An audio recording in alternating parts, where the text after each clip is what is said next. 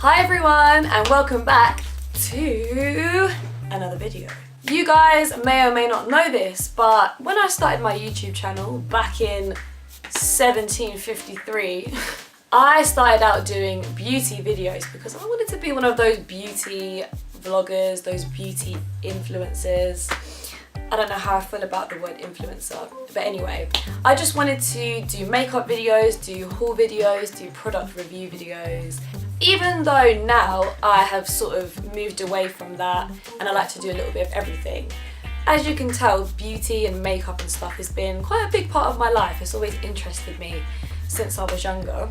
Another thing you guys may or may not know is that I've done an evolution of my hair video, so if you want to check that out, then that'll be linked in the description box below. Similar video to this one, but today we're talking about makeup. I feel like 70% of us that use makeup on a daily basis have come a long way since our younger days. You know, it's a kind of caterpillar into butterfly type scenario. We started out not really knowing what we were doing, and over time we learn how to make up our faces acceptably, should I say. So let's rewind back to 2011. I started using makeup when I was about 15, 16 years old. So when I was in year 11 at school, or maybe year 10. It might have been year 10 because in year 10 we moved up to the upper school. So we felt like we were the grown-ups of the school, that we were mature. I got my hair done, I started to wear makeup. I was like a new woman. Or perhaps I was becoming a woman. Discuss. However, my makeup at this age literally consisted of a bit of mascara, probably by Barry M, or maybe Collection 2000 as it was known back in the day, and maybe some tinted lip gloss from the Body Shop. I kept it quite natural on a daily basis, but back then I was a little bit on the geeky side, so I was quite interested in cartoons, in manga. I wanted to be a scene kid at one point, which was never gonna happen because I ain't got enough hair for that shit. As well as having big hair, scene kids always had really cool makeup and piercings, and that's when me and my friends started going through the piercing stage as well. So most of the time I kept it natural, but on a few occasions I experimented with eyeliner and lots of mascara, although back then I couldn't actually do my own liquid eyeliner, so I always used to get my mum to do it for me. I just find that really funny because now I wouldn't go near her with a barge pole for makeup advice. Joking. That's really savage. I'm not saying she's bad at makeup, she doesn't really wear it that much, so anyway. By 2012 I had started using eyeliner a little bit more, as well as discovering that I had eyebrows, or rather that I didn't have eyebrows, therefore I needed to plaster them onto my face. My eyebrow isn't even fully drawn on in this picture, like as you can see, they just look like a pair of slugs slithering across my visage. One of my friends said that it looked like someone had just smeared shit onto my face. Pretty accurate, I'm not gonna lie. I do feel embarrassed about this, but I feel like everyone kind of had to go through the bad eyebrow stage, you know? I also started using a little bit more colour. So as you can see, well, this was for the 2012 Olympics, so I decided to go all out and do a bit of red lippy, a bit of blue eyeliner. The slug eyebrows are there, of course. I can't believe I never talked about this hairstyle in my hair video. I had a side fringe and I used to sort of curl it and then put the rest of my hair back. Then came 2013. Now 2013 was quite a pivotal year in terms of makeup because I went to beauty college. Thank Jesus, I learned how to actually make myself up properly. Everything kind of improved a little bit. So even though it was still questionable, it wasn't that bad. As you can see, my eyebrows were still quite bold, but they looked a little bit better. They looked a little bit less sluggish. And I started using some face products as well. I discovered foundation. Does anyone remember the Maybelline Dream Matte Mousse foundation? That was my shit. Obviously continued using eye makeup as well, continued using lip products. Lip products are probably my favourite makeup products. We were kind of transitioning from tinted lip balm and lip gloss to more long-lasting lip glosses of a higher quality perhaps. So I really do feel like my makeup improved quite a bit from 2013 to 2014. And then I went to uni and it just started improving even more because I started to take quite a big interest in makeup. I would say 2013 to 2014 were probably the peak years. So I started becoming really interested in makeup. I started spending my pocket money on makeup. I would just go to Boots and Superdrug and spend hours just looking at everything. I wanted to get all the high-end brands even though I couldn't really afford it. Although technically I could afford it because I had no other expenditure at that age. All my, I guess, spending money went on what I was interested in, on like clothes and makeup and stuff. And I got a lot of stuff for free as well because at that period of time I was going to London Fashion Week twice a year because I was writing for this fashion magazine. So that just sort of widened my perspective and I discovered a lot of other brands, I discovered a lot of bloggers. It just kind of opened up my vision to the world of makeup, whereas before my vision had been quite limited. I was suddenly presented with all these possibilities and it was very exciting.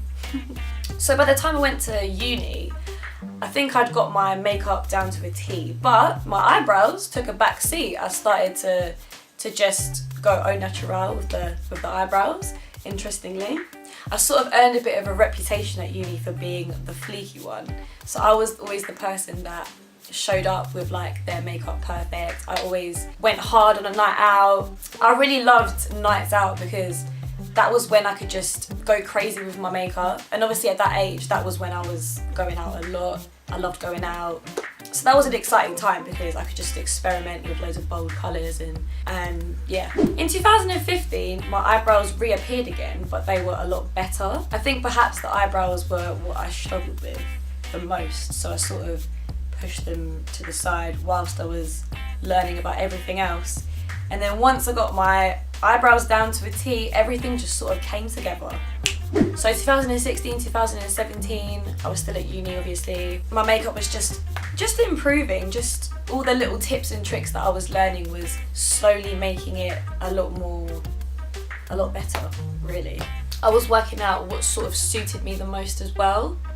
I probably used my first pair of fake eyelashes in 2016 or maybe 2017. At that point though, I still had to get my mum or a friend to put my eyelashes on for me because I really struggled with it, whereas now I can just about do them. So this brings us to 2018, and 2018 is almost over, but this year I can safely say that I've probably taken a step back from makeup, which is interesting. Like I said, during the peak years, I was spending quite a lot of money on makeup. I was just so interested in it. Whereas now, I feel like because I understand how I like to use it, I understand what suits me, I know how to apply it to the best of my ability, I feel like I don't need to buy as much. I threw away so much this year. I've got quite a reduced makeup collection now. Let me know if you want me to do a makeup collection video, by the way. I used to be obsessed with makeup collection videos back in the day. Guys, you don't understand. I would spend hours watching them. Hours. I take less of an interest in it now, although I still love to go hard on a night out because I feel like if I do more then it's not something that everyone sees every day, therefore I get a lot more comments, a lot more compliments on my makeup because I don't wear that much makeup in the day. Do you see what I mean? Less is more, and I feel like because my skin is quite good, I've gone through puberty, I don't need to cover up everything on my face because what am I covering up exactly? I feel like a lot of the times I was just putting on foundation or BB cream because that's what I felt like I needed to be doing for the sake of it, you know? Whereas now I'm just like, if I don't need it, I'm not going to use it. In recent years, because as well I started travelling a bit more and even going to uni, going to France, I was constantly moving around. Makeup wasn't as much of a priority. I couldn't take my whole makeup collection with me, so that's why I reduced it. That's why perhaps I lost a bit of interest in it and other things started to become more important to me. Another thing I started doing this year is tinting my eyebrows. So guys, I feel like I finally found the solution to my eyebrow problems. Tinting is just great because I bought my own stuff. I just do it whenever I need to. I don't need to faff about with doing my eyebrows every morning. It takes me so long. They always look quite natural. They just look like a darker version of my eyebrows. And it's just a lifesaver. I've always had fairly thin, sparse, light eyebrows. Go to the salon, they'll wax your eyebrows, they'll tidy them up, they'll tint them. You will look like a new woman, a new person, whatever, a new human. It's great. To sum up, I think I'm at a really good place with my makeup. I know what works for me, I know what products I like to use. I'm more interested in what goes on behind the scenes. So cruelty-free makeup, makeup that uses more natural ingredients. And I think in general, as you get older, makeup isn't as much of a priority. Unless, say, you have a career which focuses a lot on makeup, or you're in the beauty industry, for example. But I think in general, other things take precedent, and that's good, because I feel like in the past, perhaps I spent a lot of time fussing over makeup, fussing over how I looked. I mean, that is a very adolescent thing to do. In a way, it was also because I was just growing up and I was trying to, so cliche, I was trying to figure out who I am. I was anxious about how I looked because I used to compare myself to others, or wanted to do what everyone else was doing, but everyone else didn't actually know what they were doing either. So we were all just bumbling about trying to make ourselves look nice. I used to actually get very anxious about my skin because I blush very easily, my face changes colour very easily, so I was always self-conscious about that, and I didn't want anyone to see it, so I just covered it up. And if I wasn't able to, I got like all nervous, like, oh no, I haven't got the right amount of makeup on today, I don't want to go and socialise. It was actually kind of deep.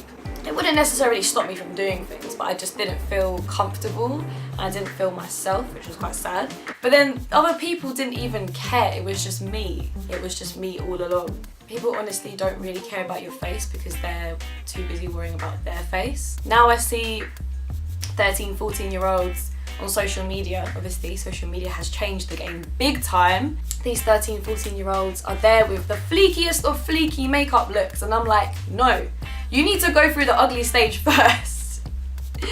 I had to do it, everyone else had to do it, you are not exempt. If social media had been around when I was about 13, 14, it would have been totally different. This is what the internet does, you have easy access to everything. Anyway, I talk too much. Thank you guys so much for watching this video.